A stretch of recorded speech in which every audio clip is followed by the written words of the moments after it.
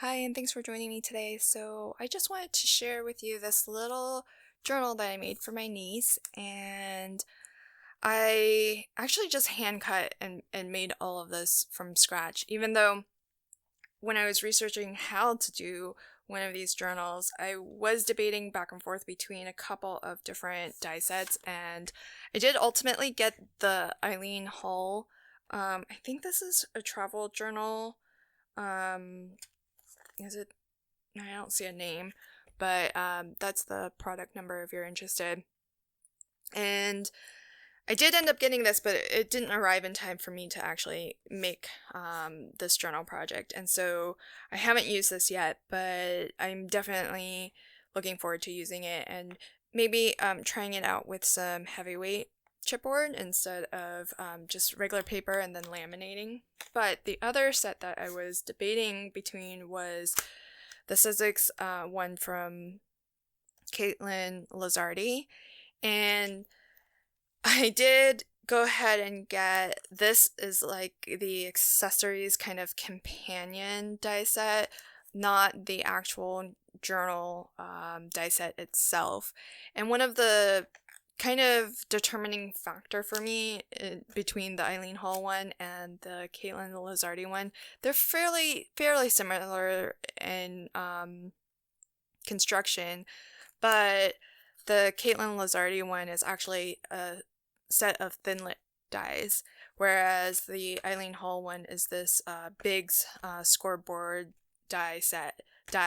So this will be able to cut through heavyweight chipboard, which I'm planning on using for the next time I make one of these journal notebooks, because I'm not sure that I want, to always have to laminate the covers, and so the being able to use the Bigz die and cut multiple layers of things and or use a thicker material like heavyweight chipboard or even the mat board that Sizzix sells.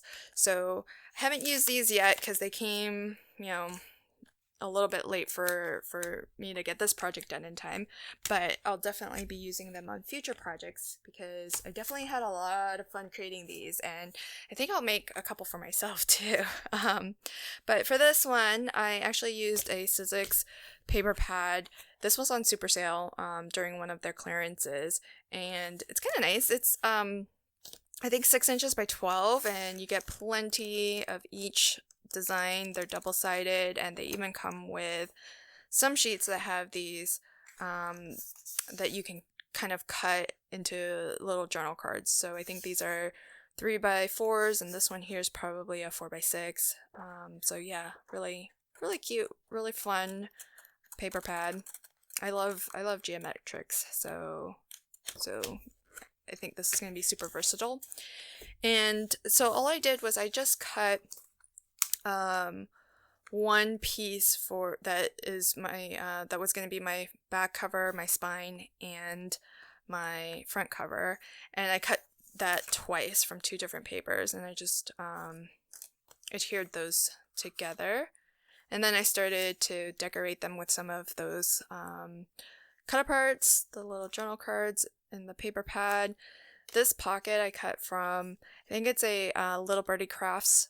I think it's one of their 4x6 journal card packs, and I just cut just this little curve into it to get this nice little pocket that's open so that it's easy to slip things in.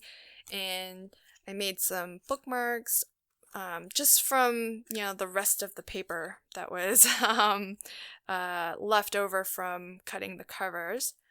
And then the actual journal itself I just made from printer paper. So I took some paper, cut it in half, folded it in half again. So this is actually A2 size, 5.5 by 4.25. And I know that's probably not a standard journal size, but I think, if they needed to refill this, they could always buy more journal inserts and or just make their own by folding up some copy paper. And my niece is pretty young. She doesn't really know how to write fully yet, but she's learning and she's really having fun with journaling, and she loves to draw. So I thought the blank paper would be a really fun way for her to either use this as a drawing notebook or use it for as a journal. And so it's really simple. Once you have just your cover components all decorated. Oh, and I should mention her name here. I used the Spellbinders. This was one of their older Dies of the Month sets. And what's really cool about this is, for each letter you get 2 dies, one the shadow layer and one the letter itself. So you have this sort of kind of like one of those light box kind of looks. So really cute. I use that die set a lot, actually. And then what I did was, so I die cut, this cover piece. Oh, actually, I think, I just only die cut that once, but I did die cut this little accent strip for the spine separately, just to give it, a little bit more definition right in the spine area. And then once I had all the decorative elements added, like on the cover and back covers, I ran that through my laminating machine and before attaching this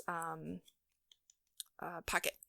And that was actually the first time I used my laminator as an actual laminator, because I bought it to actually do foiling for my card making, but it's actually kind of nice to use it for its intended purpose. And I did run it through my laminator several times. Like, I'm saying maybe 6+ times, and I would pass it through in different directions, and different sides face up, so that way it would kind of melt the adhesive as much as possible and leave as few kind of bubbles as possible, because I did layer up multiple layers of cardstock, like Emma's name here, so there's a lot of different levels. And so it's just an Amazon Basics laminator, and it did a fairly decent job. But I would pass it through this way, then I'd pass it through that way, flip it over, pass it through again this way, pass it through that way. So I just tried to pass it through the laminator as many times as I thought I needed, until everything looked kind of adhered, and that there were as few kind of pockets of air as possible. If I had to do it over again, I don't think I would double up on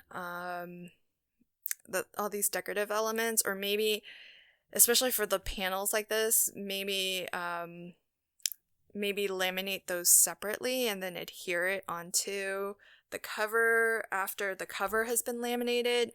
I'm not sure, because I do see some, maybe it's hard to see on the camera, but I do see some air pockets here, so I'm a little worried about how long this is gonna last, but that's okay. It's pretty good for a first attempt.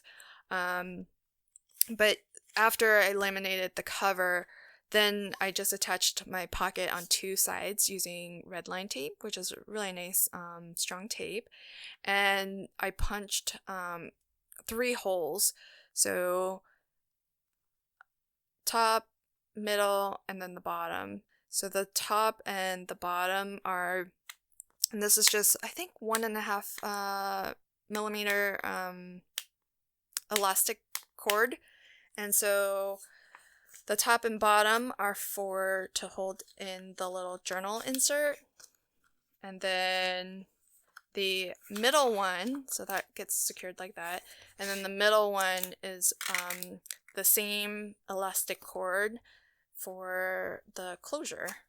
So super cute. And I believe the Eileen Hull die set, or Bigz die, works similarly or the same, except that it does have a wider spine, so you have more holes that you can use, and then you can actually create journals that have multiple signatures in them. So I think that's going to be really fun. And I do have older nieces who are in middle school, and they might enjoy journaling, and they're also very, arts and crafty, so they might use it as an art journal maybe, to do their drawings in. And so super excited. I think it'll be fun to use the proper die set and create a journal using that. But I was really actually kind of surprised by how easy it was to just make one by hand too. And once you laminate it, it's really pretty sturdy. And for a 4-year-old, I think laminating it is really gonna be good for her anyways, because it'll be durable. If she wants to stick some stickers onto it, she can. And if later she doesn't like those stickers anymore, her parents can always put some Goo Gone on it and peel that off.